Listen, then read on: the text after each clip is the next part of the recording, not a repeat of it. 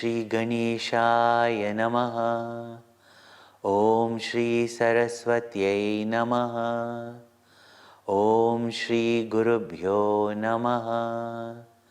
Samasta Jana Kalyani Niratam Karunamayam Namami Chinmayam Devam Sadgurum Brahma Vidvaram Sadgurum Brahma Vidvaram.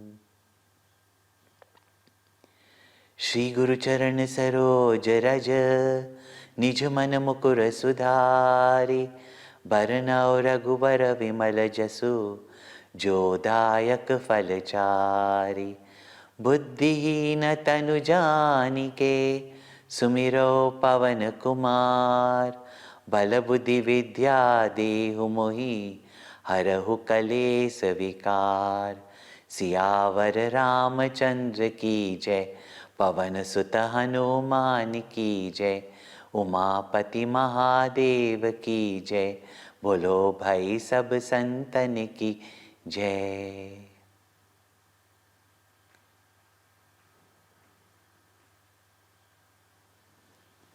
Having liberated Ahilya, having uplifted her without condemning her, to condemn anyone is easy.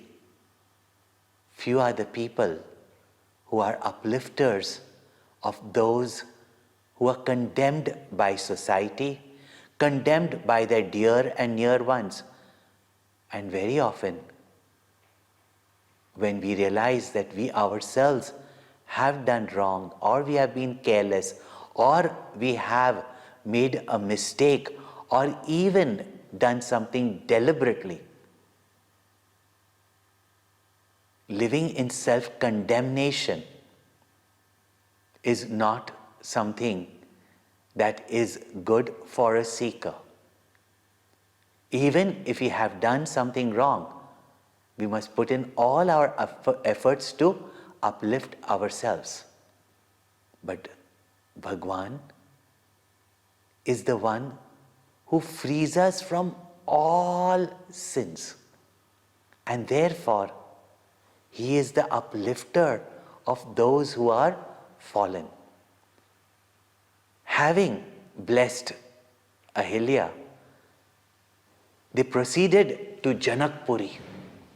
Janakpuri is a land ruled by Janak Maharaj, and generations of their kings have been realized masters. And so beautiful is also Janakpuri, like Ayodhya, even more better. But there in that kingdom of such beauty, where everywhere there is all celebrations going on, there King Janak Maharaj has made a statement when his beautiful daughter Sita in childhood was able to lift the bow of Lord Shiva given by the great Parshuram to Janak Maharaj. He had decided that only that person who can lift and string the bow of Lord Shiva will be the fit suitor for his beautiful, virtuous, noble, incomparable daughter Sita. He had made this declaration. When they came to Janakpuri, the beauty of Janakpuri was such that Lakshman wanted to go and see Janakpuri. But he hesitated to ask because he has come to serve. But Ramchandraji understood his desire and approaches the Guru and says, "May I go and show Lakshman Janakpuri, and the Guru tells him, yes, you may. And he says, I'll come back soon. But there we find that sage Vishwamitra praises Ramchandraji for just a simple act of going and asking for permission. And even though the beauty of Janakpuri is described, the best part is to note that Ramchandraji tells Lakshman, oh, we will be late, and that Lord whom the whole universe functions in his command is afraid that he will be late and put his Guru to worry. Such care, such discipline. All these are beautiful lessons to learn, that who gets united to peace. However, our theme here is that the inner journey. When the bow sacrifice was declared, nobody knew what it meant as a bow sacrifice. But it was a competition where whoever picks up the bow or lifts the bow of Lord Shiva would be able to marry Sita. The story, of course, of the Sita Swayamvar is so famous. But many arrogant princes, kings, they said even Ravan came to try, but nobody could lift up that bow. Not even be able to lift it a little bit. But finally, when sage Vishwamitra tells Ramchandraji, seeing the despair of Janak Maharaj, of course the story is so beautiful, how Ram and Sita met in the garden when Sita had come for Gauri Puja. Sita had instantly recognized her Lord, and Ramchandraji had instantly been in love with Sita. Both had given their hearts to each other already. Yet Ramchandraji keeps his poise, not anxious. Only when sage Vishwamitra says, seeing the despair of Janak Maharaj, that is there not a man left in this world who can lift that bow that my daughter lifted as a child? Is there not any man left in this world? Lakshman got angry, no doubt, that how dare you say something like this where Raghuvamshis are here. The story is that which creates horripilations in our body. But when instructed by the sage, without any anxiety, with poise, Raghuvar Ramchandraji walks towards the middle of the stadium, bows down to the bow, seeks the blessings of the Guru and the elders. And this Bhava Chapa, Shivji is called as Bhava Chapa, the bow, gives one glance to Sita and sees her anxiety, picks up that bow, lifts that bow, and while he strings the bow breaks under his might with a tremendous sound. And before anybody could realize what happened, the bow is on the ground and he has broken the bow of Lord Shiva. This very significant story. Of course, as we said, even for a man to get into marriage with such a woman, what is required is to break this bow. The saints have called it as Bhava Chapa. Bhava means Shiva, and Bhava also this ocean of transmigration, or this life of transmigration. Why is it called as Bhava? Because if you notice, this ego of ours is constantly wanting to become something. Just as a poor person wants to become rich, a rich person wants to become richer, the richer person wants to become the richest person, a minister wants to become the prime minister. We always want to become. And there's nothing wrong in aspiring to become something great. But continuously this thirst of becoming, that goes on. And when we become something and we get attached to it, so comes also all the sorrows along with it. You become the president of a company or something, along with that comes its problems, etc. And therefore, this bhava, bhaya, this fear of constant change, and therefore life is full of uncertainty. This whole world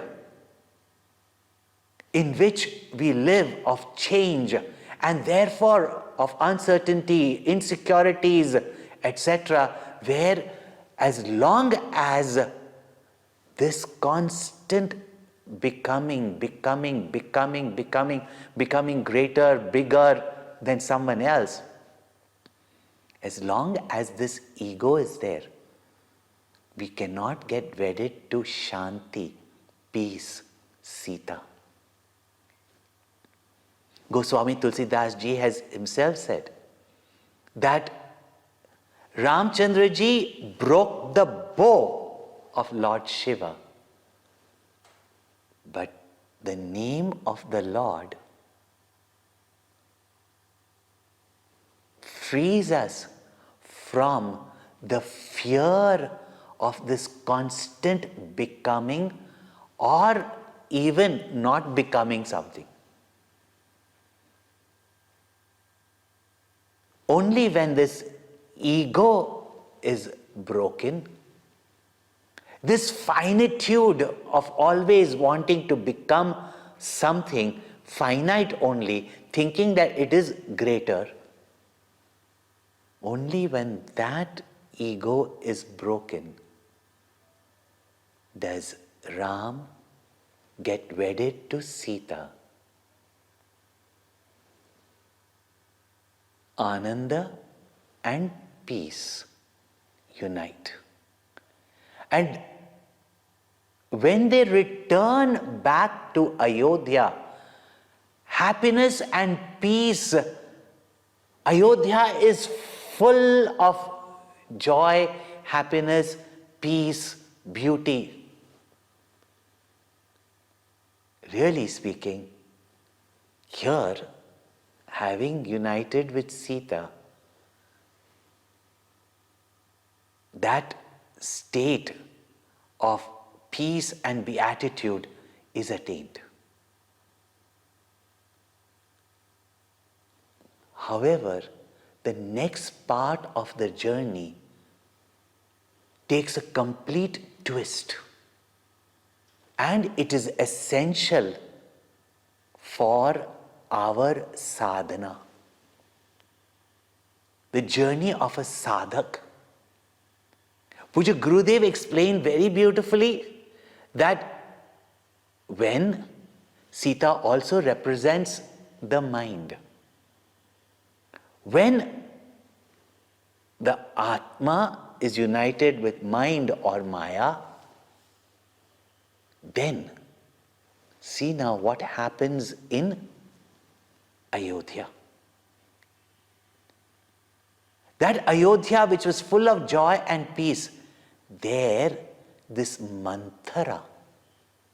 Mantra itself means one who moves very slowly but steadily. In Narad Bhakti Sutra and in all books of devotion, the sadhaka is warned that keep the company of the devotees and the holy. Satsang should be kept. Keep away from the company of those who are atheists, those who are criticizing, those who are gossiping, those who only talk about wealth, those who talk about pleasures, etc. Because even if there is a small little ripple of desire, greed, jealousy, ego in the company of the wrong people, that little ripple can become a tidal wave, a tsunami. And such a tsunami hit Ayodhya. When Dashrath Maharaj now thought that let my kingdom be ruled by Ram, and declared that Ramchandra ji will be now the crown prince.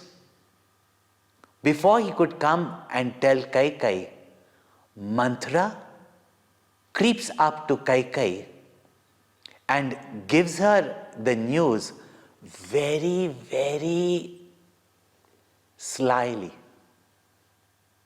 That you are here dressing yourself up, thinking that Dashrath Maharaj is going to be yours. You've always enchanted him with your beauty, but nobody is yours. Without you knowing, there is celebrations for 14 days going on. She lied. And she said, for what? Kaikai asked, for what? She says, because Dashrath Maharaj has decided to make him the crowned prince, to be the king of Ayodhya. She said, my Ram is going to be the king of Ayodhya, rightfully so. She was so thrilled, she was so excited, and Mantra tried to poison her mind. Even Kaikai got furious at Mantra that, how are you thinking like this? Ramchandra ji loves me more than my Bharat. But Mantra played at Kaikai's weakness. And the compassionate one who loved Ramchandra ji so dearly, when her vanity was provoked and her jealousy, and when Mantra told her that when Kaushalya will become the queen mother, then who is going to value you? You will be a servant. Your Bharat will have to serve. When she started putting this in her mind, that little weakness that Kaikai had, her competitiveness with Kaushalya, her insecurity about Kaushalya, her vanity about her beauty, and the charm that she had over Dashrath Maharaj.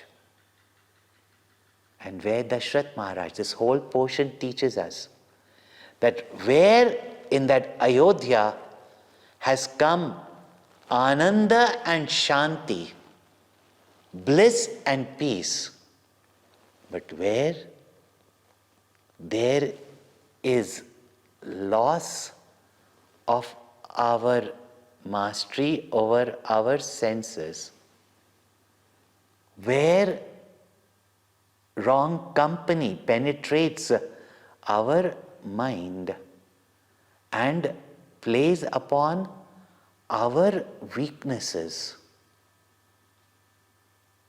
See what happened in Ayodhya.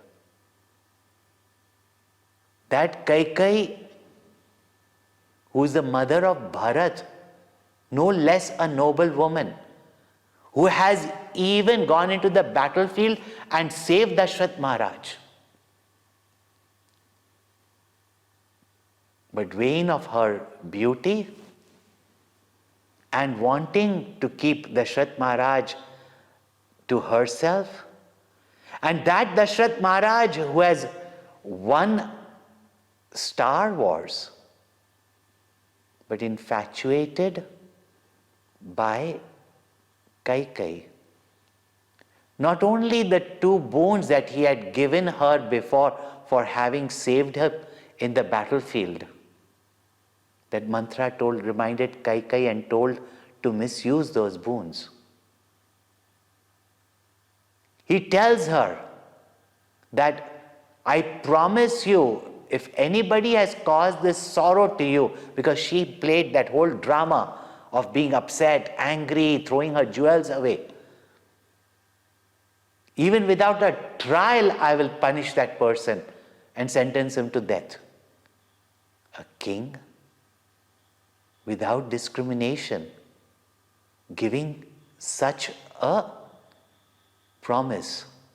She cashed upon her past 2 boons and exiled Ramchandraji to the forest. Even she could not say more than 14 years, and that Bharat would become the king. Sita and Lakshman left with Ramchandraji. Ayodhya was split, broken down. That place where there was no conflict, where there was happiness and peace, cooperation and harmony. One wicked thought of distinctions, differences, jealousy, hatred, selfishness came in. Ram and Sita and Lakshman are exiled to the forest. They leave for the forest.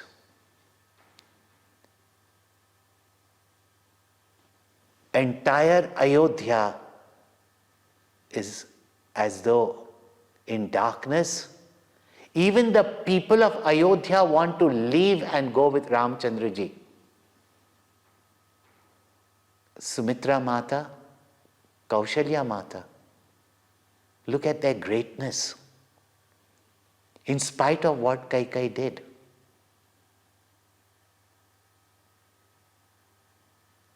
Ramchandraji's attitude,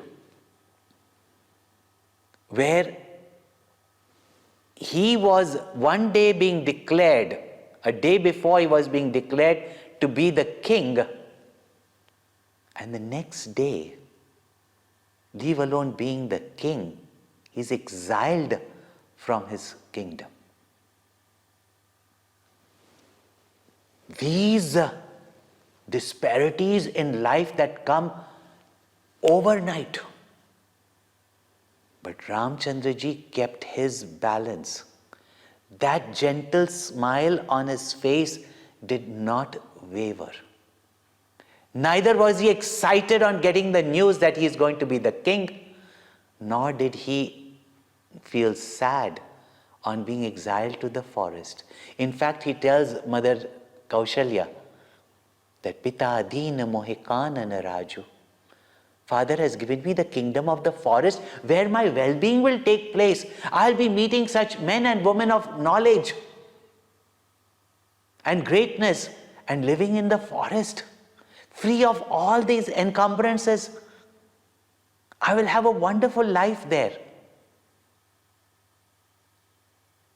Lakshman goes to Mother Sumitra and says, may I go to the forest? And she says, if Ram is leaving Ayodhya, you have no business here. You follow him. Sita and Lakshman follow Ramchandra ji to the forest. And there, one may say that the Ramayana, the journey of Ramchandra ji begins. And great masters, including Shankaracharya,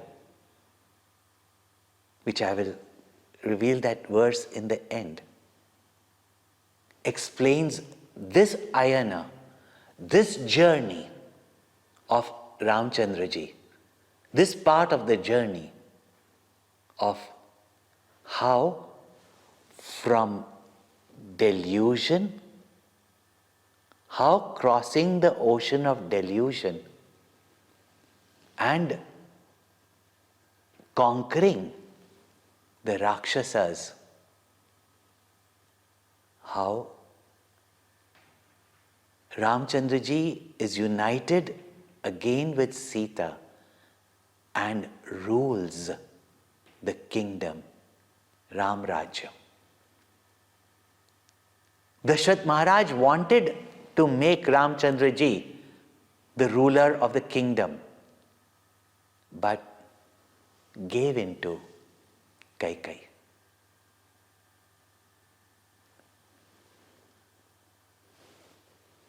From here it appears that the Ramayana is a complete story of tragedy, but it is a story of heroism. When Ramchandra ji went to the forest and with his brother Ram and his wife Sita, when they came and lived in the forest, they did satsangs of rishis, munis, and delighted everybody. Till finally, Ramchandra ji moved to Panchavati. And having come to Panchavati, there they were living very happily. But Ramchandra ji, having come to Panchavati and seen how bones were lying there of ascetics who had nothing to take from the world, who were there in their spiritual pursuit, and these Rakshasas had destroyed that forest, had destroyed the penance of these ascetics, killed these ascetics, and they were living in constant fear. And yet not giving up, they stayed in the forest. Bhagwan came, and ever since Bhagwan came to Panchavati, the whole place became so delightful after he left Chitrakoot and came to Panchavati. But here in Panchavati, something began to happen. Surrounded by Rakshasas in Panchavati, there, one day, Ravana's sister, Surpanakha, she is wandering around and she spots the most handsome Ramchandra ji. Even the most sensuous, even the most materialistic minds, if they were only to hear the glory of Ram, hear and experience the sweetness of the name Ram, and would have a chance to glimpse through listening to the glories, the form of the Lord, even such a sensuous, wicked Surpanakha. Surpanakha means her nails were so long. like willows, uncut, unkept, roaming around wildly. Such a woman also, when she sees Ramchandraji, she gets attracted. She was a master of disguises. Rakshasas had the power. And notice, all negative tendencies within us have the power to disguise themselves as something beautiful. Like very often we will call our greed as ambition. We will call our jealousy as competitiveness. We color it. She dressed herself very beautifully and comes to Ramchandraji. Even though she sees Sita in her bark clothes, but looking so beautiful, and yet comes to Ramchandraji and flirts with him and says, there is no man like you and there is no woman like me. So I think the Creator has made us a match. No doubt, there was no man like Ramchandraji, no shameless woman like her. And she says, and she only says, that I'm a carefree woman. I'm a carefree woman. I roam around here, there, everywhere. Really speaking, I have seen so many men. But you seem to be a match to me. Ramchandraji looks at Sita, compare the natural beauty of Sita, the peace, her love, her charm, and this made-up attraction. Ramchandraji remains poised, and she says, I have not met anyone of my match, and therefore I have remained unmarried. So Ramchandraji says, why you want to come to me? I'm already a married man. Go to my brother, he's not with his wife. And she goes to Lakshman. Drops Ramchandraji, goes to Lakshman. Lakshman says, why have you come to me? He is the prince of Ayodhya, he is the king of Ayodhya. No, you don't want to be with a servant. She says, oh, definitely not. I want to be with the rich and the famous. So she moves there. Ramchandraji says, he's the fair one, he's handsome. He's also a prince. Then she goes there. Surpanakha represents not just a woman who is, free, but represents that wavering mind. And in that chapter of the Ramayana itself comes Shabri, who is so steady in her faith. This wavering mind, now and then, even in the most materialistic, sensuous person, a desire for meditation, a desire for absolute peace and bliss, a desire for the Lord arises. But sees something more attractive and moves ahead. That is why when she came to attack Sita, Ramchandraji looked at Lakshman, and Lakshman came and immediately cut off her nose and her ears. Now, when you hear a story like this, you wonder what it is, etc. Then she went and told her brothers Khar and Dushan, and they came with a whole army to fight Ramchandraji and take away Sita. But peace cannot be gained by such kind of people, nor can happiness. Why did Lakshman cut off her nose and her ears? Our mind wavers and gets distracted